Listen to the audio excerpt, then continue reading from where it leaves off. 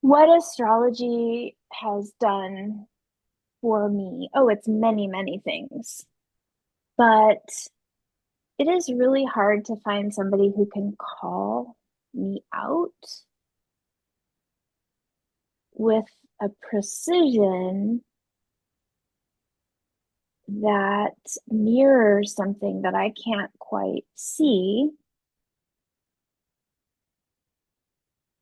in a way that is not overwhelming for my nervous system or my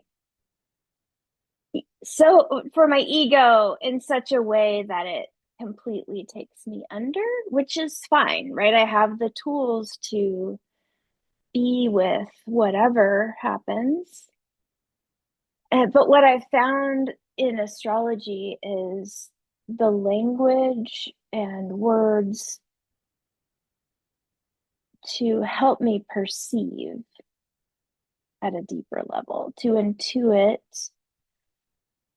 what's happening in an honest and precise way.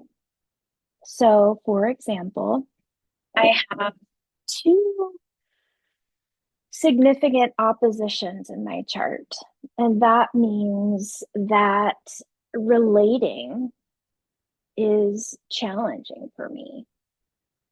And though I am a person who thrives in connection to others, it's helped me recognize that I also have some significant challenges to relating consciously. And so, learning about my oppositions, I have a Sun Neptune opposition and a Moon Uranus opposition. And this learning has helped me recognize what's happening in me in the relating. Um, but specifically, thinking of my Sun Neptune opposition, because I was just writing about it yesterday. It's like there's this polarity, like Neptune likes to dissolve boundaries. It likes to live in the conceptual, like a fantasy world, like it sees things, it knows things, and it believes things that the normal person doesn't believe. But it has a hard time manifesting those things in the physical world. Um, it would rather follow the whims and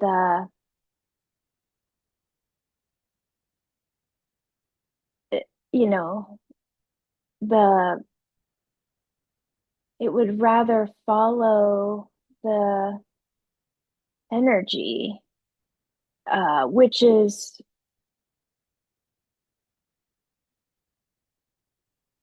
yeah, I'm not quite getting there yet. Let's see what continues to come out. Um, there's also a tendency to lose myself in other people, to to lose some of the particularity, to lose some of the, you know, I think really relating, conscious relating is about, well, I mean, I think Thomas Hubel says it's I feel you feeling me. And so it really requires a diversity in the unity so that I am standing on ground within from which I can relate to you as a part of me and us as a part of a whole. And to do that consciously, it also requires that I'm connected to myself and to this this fractal that I am. So Sun Neptune has required me to lean into cultivating that capacity. And there's a question I found, maybe which relates less to the relating, but I think it's probably connected. Um, and that is, how do you tell the difference between neurotic self-delusion and the invincible certainty of your heart? And that's a question I read in Cynthia Bourgeau's book, Love is Stronger Than Death. And it's a question that I will carry for a lifetime, because it calls me to the razor's edge of this polarity that I live with and will always live with, because it's a significant part of my nature. And so I think that's one of the things that can be really hard to find, is that really granular reflection of our particular blind spots in a way that is not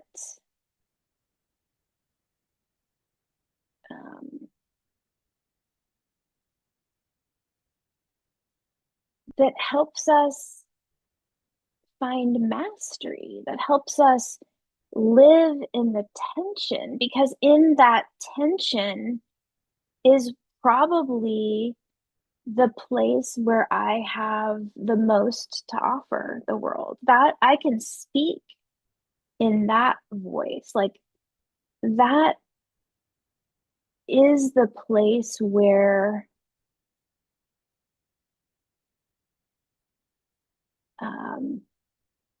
that is the set of circumstances that I was born with, and therefore it is a part of the instrument that I have to play with my life. I remember hearing Richard Tarnas, who wrote Cosmos and Psyche, in a conversation with his daughter, Dr. Becca Tarnas.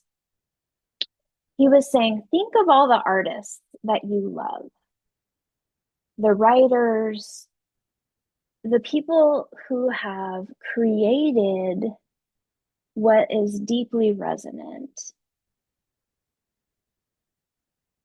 The challenging parts of their chart are probably what has generated this art that you connect with. And I'm putting this in my own words. That's what I got from Rick. It's like, my human task is to live into the full expression of my nature, not to flee the conflict, but to learn how to inhabit it with wisdom. And this awareness for me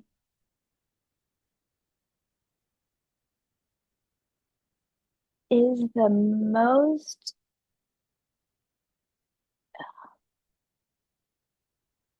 effective modality I have known to keep me honest and to call me on my bullshit in the most non threatening way. It's harder, I think, when somebody like an astrologer, like my first meeting, identified this. And I think it took me some time to let it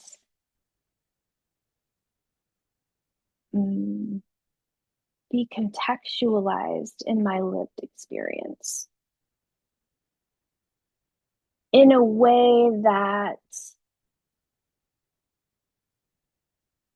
I want wanted to embrace instead of run from. And I sort of wonder if that's the role of spiritual teachers too. For me, I've had one particular spiritual teacher who I have been in her presence twice, but the majority of my learning has come from her writing. And I think part of the reason why I connected with her is because, for whatever reason, she has not only helped me have a greater context and a scaffolding to for my unfoldment in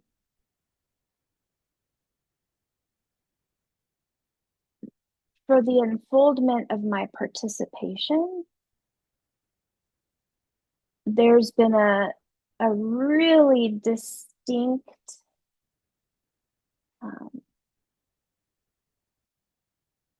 cautionary specificity. That's an interesting way of saying it. In other words, she's telling stories about herself that are vulnerable and human, and they just seem to sidle up to my own shadow material with like an uncanny